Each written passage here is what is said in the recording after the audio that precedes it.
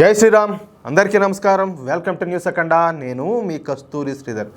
మిత్రులారా, చిరుతపులు లాంటి మన భారతీయ సేనల దెబ్బకు బంగ్లాదేశ్ సైనిక బృందం వచ్చి మన భారత కాళ్ళు పట్టుకునేది తెలిసినా. అసలు ఏంది ఆ మ్యాటర్ ఏంది అనేది ఈ న్యూస్ ద్వారా మీకు చెప్పే ప్రయత్నం చేస్తా. న్యూస్ మాత్రం సూపర్గా ఉంటుంది. ఓకే, మన దగ్గర ముష్టి ఎత్తుకుని బతికే బంగ్లాదేశ్ కూడా ఈ మధ్య మీరు గమనిస్తున్నారో లేదో తోకపటం మొదలుపెట్టింది. అవునా కాదా? బంగ్లాదేశ్లో తలెత్తినటువంటి ఈ జిహాదీ ఉద్యమాన్ని చూసి భారత భయపడిపోయిందంట. కుడుగాలారా, మొహాలు అద్దాలు చూసుకుంటారా? అయినా వీళ్ళు పనిలేదు, మొహం అద్దంలో ఏం చూస్తారు. అందుకే భారత ప్రభుత్వం బంగ్లాదేశ్తో మెతక వైఖరి కొనసాగిస్తా అని చెప్పేసి ఈ బంగ్లాదేశ్ అయితే భావించింది. బంగ్లాదేశ్ జాంబీలను చూసి భారత ప్రభుత్వం కంగారు పడుతుందని, అందుకే భారత ప్రభుత్వం బంగ్లాదేశ్తో ఈ ఉదాసీనంగా వ్యవహరిస్తుందని చెప్పేసి బంగ్లాదేశ్ మొహమ్మద్ యూనస్ ప్రభుత్వం, అదేవిధంగా బంగ్లాదేశ్ ఉండేటటువంటి ఆ నీతిమాల కుక్కనేటువంటి ఆ జాంబీగాళ్ళు, అదేవిధంగా బంగ్లాదేశ్ ఆర్మీ తెగ ఫీల్ అయిపోతూ వచ్చారు. ఒకసారి పాకిస్తాన్ వాళ్ళు అడగండి. ఈ మధ్య కొత్తగా దోస్తీ చేయడానికి పోతున్నారు కదా పాకిస్తాన్ వాళ్ళతో. నడువులు ఎట్టెరగదంటారు భారత వాళ్ళు, మీ నడువులు ఎట్టెరగదొక్కుతారని చెప్పేసి పోయి పాకిస్తాన్ వాళ్ళు చెప్తారు. లేకపోతే పక్కన చైనా వాళ్ళు కదా, చైనా వాళ్ళని అడగండి, లిల్లీ పుట్టుగలరా మిమ్మల్ని ఎట్ట పీకపట్టుకు ఎట్ట పీసి పక్కన వేసారు అని చెప్పి వాళ్ళు అడగని చెప్తారు. భారత్ భయపడుతుంది మిమ్మల్ని చూసే. ఈ మొహాలరా చేపలు గబ్బు కొడతారు వీళ్ళు పక్కన నడిచిపోతా ఉన్నా కూడా. వీళ్ళని చూసి మనోళ్ళు భయపడినారంట. మొహం అద్దంలో చూసుకుంటారు సన్నాసి మొహాలరా. కానీ నిజం లేకొస్తే బంగ్లాదేశ్లో 1 కోటికి పైగా హిందువులు ఉన్నారు. ఇప్పటికే హిందువులపైన ఈ బంగ్లాదేశ్ జాంబీలు దాడి చేస్తున్నారు. ఇకపోతే భారత్ కనుక కఠిన వైఖరి అవలంబిస్తే హిందువులపైన దాడులు మరింతగా పెరుగుతాయని చెప్పేసి మోడీ ప్రభుత్వం ఈ బంగ్లాదేశ్తో కొంత మెతక వైఖరిని అయితే అవలంబిస్తూ వచ్చింది. ఆ మాట అయితే వాస్తవమే, ఒప్పుకోవాల్సిందే. అది కేవలం దేనికోసం తెలిసిన, బంగ్లాదేశ్లో ఉన్నటువంటి హిందువుల భద్రతను దృష్టిలో పెట్టుకునే భారత ప్రభుత్వం వ్యూహాత్మక వైఖరిని అయితే మెయింటైన్ చేస్తూ వచ్చింది. కానీ భారత మెతక వైఖరిని బంగ్లాదేశ్ చాలా ఓవర్గా ఊహించుకుంది. చెప్పినా కదా ఇందాక, తమను చూసి, తమ ప్రభుత్వాన్ని చూసి, వీళ్ళ ఈ వీరత్వాన్ని చూసి, ఈ మత పిశాచాలను చూసి భారత ప్రభుత్వం భయపడుతుందని వీళ్ళంతా కూడా భావించినారు. ఇక బంగ్లాదేశ్ ఆర్మీ కూడా అదేవిధంగా ఫీల్ అయింది. చెప్పినా కదా. ఇకపోతే మన దేశంలో మన సరిహద్దులను కాపాడటానికి బార్డర్ సెక్యూరిటీ ఫోర్స్ ఎలా అయితే ఉంటుందో, ఇది మన బిఎస్ఎఫ్ అంటాం కదా, అది అదేవిధంగా బంగ్లాదేశ్లో ఈ బంగ్లాదేశ్ సరిహద్దులను కాపాడడానికి ఒక ఫోర్స్ ఒకటి ఉన్నది. దాని పేరే బోర్డర్ గార్డ్ బంగ్లాదేశ్. దీన్ని షార్ట్కట్లో బీజీబీ అని పిలుస్తారు. అయితే గత డిసెంబర్ నెలలో అస్సాం బంగ్లాదేశ్ సరిహద్దుల దగ్గర శాంభవి దేవాలయం అనేది ఉంటుందన్నమాట.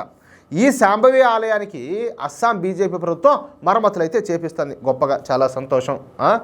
అంతే. ఇక వెంటనే ఈ బంగ్లాదేశ్ బార్డర్ గార్డ్స్ ఏం చేస్తారు తెలుసా?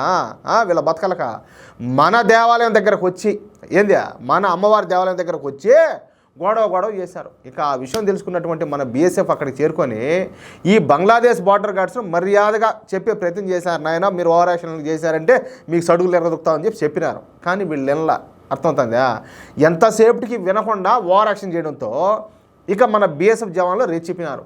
ఈ బంగ్లాదేశ్ బార్డర్ గార్డ్స్ను, ఇది బొంగులో గార్డ్స్ వీళ్ళను ఎరగదన్ని వదిలిపెట్టినారు. ఒక్కొక్కడిని వేరే ఉతికి అక్కడి నుంచి తరిమేశారు.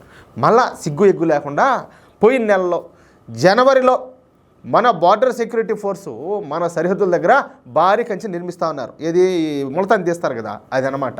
అది కూడా మన భూభాగంలోనే, మన భారత భూభాగంలోనే. అయినప్పటికీ ఈ బంగ్లాదేశ్ బార్డర్ గార్డ్స్ ఏదో పెద్ద ఇళ్ళు పుడింగిలు మారి వచ్చి అక్కడ ఈ ఫెన్సింగ్ వేయడానికి వీల్లేదంట, మళ్ళీ గొడవ దిగినారియా. దీంతో మళ్ళీ మన బీఎస్ఎఫ్ జవాన్లో ఎప్పటిలాగానే ఈ బంగ్లాదేశ్ బార్డర్ గార్డ్స్కు గట్టిగా దేశశుద్ధి అయితే చేసి పంపించారు పిడిగుద్దులతో. మామూలుగా అయితే కాదు. సరే, మళ్ళా 10 రోజుల క్రితం సిగ్గు ఎగ్గు లజ్జ రోషం ఏమీ లేకుండా అన్నీ వదిలేసి, ఎన్నిసార్లు దెబ్బలు తిన్నా సిగ్గు రాకుండా వీళ్ళు ఏం చేశారు తెలిసిన, మన సరిహద్దులను దాటి ఒక 150 అడుగుల లోపలికి వచ్చి మన భూభాగంలో వాళ్ళ ఆర్మీ పోస్ట్ నిర్మించడం ప్రారంభించారు. వారి నీ పాజుగా అన్నారా? చైనా వాళ్ళు, పాకిస్తాన్ వాళ్ళు ఓవర్ యాక్షన్ చేసి వంగబెడతాంటారు మా వాళ్ళు. మీ బతుకులకు మీకు ఇన్ని సిఫారసులు అవసరమా? సరే, ఈ విషయం తెలుసుకున్నటువంటి బీఎస్ఎఫ్ జవాన్లు అక్కడికి చేరుకున్నారు. ఇక మాట పెరిగి మళ్ళీ కొట్టుకునేదాకా వచ్చింది. యథావిధిగానే ఎప్పట్లాగానే ఏమాత్రం మొహమాటం లేకుండా మన బీఎస్ఎఫ్ జవాన్లో ఈ బంగ్లాదేశ్ బార్డర్ గార్డ్స్ను మళ్ళీ ఎరగదీశారు. ఏ కీలు కా కీలు. ఒక్కొక్కడిని ఏడదంతే ఆడదంతే ఏడన్నట్టు ఫుట్బాల్ ఆడుకున్నారంట వాళ్ళతో. ఇక మనకు తెలిసిన సంఘటనలు అంటే ఇది ఈ మీడియాలో వచ్చిన సంఘటనలు ఇవి కాక మరో 6 సార్లు మన బీఎస్ఎఫ్ చేతిలో ఈ బంగ్లాదేశ్ బోర్డర్ గార్డ్స్ ఏం కాదు వీరముతుకుడు ఉతికించుకున్నారు, సావు దెబ్బలు తిన్నారు. దీంతో బంగ్లాదేశ్ ఆర్మీ పాకిస్తాన్ ఆర్మీ దగ్గర శిక్షణ తీసుకోవాలని చెప్పి భావించింది. చూడండి కథలు చూడండి కానీ పాకిస్తాన్ ఆర్మీనే మన దెబ్బకు తట్టుకోలేక 4 సార్లు ఓడిపోయింది. ఇక పాకిస్తాన్ మనల్ని ఏంది ఫీకేది ఏమంటారా? పైగా మొన్న ప్రధాని మోడీ గారి అమెరికా పర్యటనలో అమెరికా అధ్యక్షుడు డొనాల్డ్ ట్రంప్ బంగ్లాదేశ్ విషయాన్ని పూర్తిగా నరేంద్ర మోడీ గారికి వదిలిపెడుతున్నాను అని చెప్పినారు. అంటే బంగ్లాదేశ్ విషయంలో భారత్ ఎటువంటి నిర్ణయం తీసుకున్నా అందుకు తాము పూర్తి మద్దతునిస్తామని చెప్పేసి డొనాల్డ్ ట్రంప్ అయితే చెప్పినాడు. దాంట్లో అయితే డౌట్లే ఉండే. ఇక దెబ్బతో ఈ బంగ్లాదేశ్ ఆర్మీ దారిలోకి వచ్చింది. ఇక భారతదేశంతో కయ్యం పెట్టుకుంటే బ్రతికి బట్టగట్టలేమని భావించినటువంటి ఈ బంగ్లాదేశ్ ఆర్మీ ఇప్పుడు ఒక కీలక నిర్ణయం తీసుకునింది. అదేందయ్యా అంటే మన దేశానికి వచ్చి మన భారత ఆర్మీ కాళ్ళు పట్టుకోవడం. అది అర్థమైందా? అంటే బీఎస్ఎఫ్ను శరణ వేయడం అన్నమాట.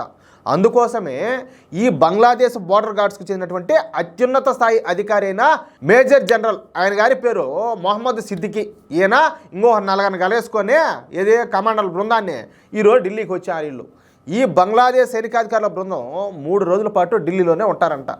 ముందుగా మన బీఎస్ఎఫ్ డీజీపీని కలిసి వాళ్ళైతే దీని గురించి చర్చించుండారు. అంటే కాళ్ళు పట్టుకోవాలి కదా అది. అంతేకాకుండా కేంద్ర హోంశాఖ కార్యదర్శులతో కూడా చర్చించుండారు. ఇకపోతే ఎవరు అమిత్ షా గారు ఉన్నారు కదా, అమిత్ షా గారి అపాయింట్మెంట్ కోసం తెగ ప్రయత్నాలు చేస్తారంట. ఇది ఈ బొంగులో బ్యాచ్. మనకు తెలిసినంత వరకు ఇప్పటి వరకు అయితే అమిత్ షా గారు ఈ బంగ్లాదేశ్ ఆర్మీ బృందానికి అపాయింట్మెంట్ అయితే ఇవ్వాల. వాళ్ళెంత వాళ్ళ బతుకులెంత ఏంది కథలో ఆ విషయం తీసి పక్కన పెడితే మొత్తానికి బంగ్లాదేశ్ ఆర్మీ అహంకారం దెబ్బకైతే ఏళ్ళ టప్పమని పడిపోయింది. మన బీఎస్ఎఫ్ జవాన్ల దెబ్బకు తమ స్థాయి ఏందో ఈ బంగ్లాదేశ్ ఆర్మీకి అయితే బాగా తెలిసి వచ్చింది. అందుకు మన బీఎస్ఎఫ్ జవాన్లకు ఖచ్చితంగా మనం అందరం కూడా హ్యాట్స్ ఆఫ్ చెప్పాలా. లేకపోతే తమాషా అంటేయా తమాషా చేసినా కూడా ఊళ్ళెంత వాళ్ళ బతుకులు ఎంత. మనం డీజిల్ ఇవ్వాలా, మనం కరెంట్ ఇవ్వాలా, మనం డిస్కౌంట్లో ఆహార ధాన్యాలన్నీ ఇవ్వాలా, సర్వం మనం ఇచ్చి వీళ్ళు మళ్ళా మన ముందే ఊరకొకరు మరినట్టు మన మీదకి మరగాల, మన వాళ్ళ మీద కలబడాలా. అడివి ఎట్టుండాలా? వేస్తే ఒక్కొక్కడిని మామూలుగా ఉండకూడదు. మిత్రులారా, ఈ న్యూస్ కనుక మీకు నచ్చినట్టయితే ఖచ్చితంగా ఈ న్యూస్ నలుగురికి షేర్ చేయండి. అదేవిధంగా ఈ వీడియోకి సంబంధించి ప్రతి ఒక్కరూ మీ యొక్క అమూల్యమైన అభిప్రాయాలను ఖచ్చితంగా కామెంట్ చేయండి. ఇంకో మాట, ఇంతవరకు మీరు కనుక మన ఛానల్ను సబ్స్క్రైబ్ చేసుకోకుండా చూస్తాగానే ఉంటే ప్లీజ్ మన ఛానల్ సబ్స్క్రైబ్ చేసుకోండి, సపోర్ట్ చేయండి. మీలాంటి జాతీయవాదుల సపోర్ట్ మాకు ఎంతో అవసరం. మీలాంటి వాళ్ళు ఖచ్చితంగా సపోర్ట్ చేయాలి. లేకపోతే మాకు ఏ బంగ్లాదేశ్ వాళ్ళు లేకపోతే పాకిస్తాన్ వాళ్ళు వచ్చి మాకు సపోర్ట్ చేయరు.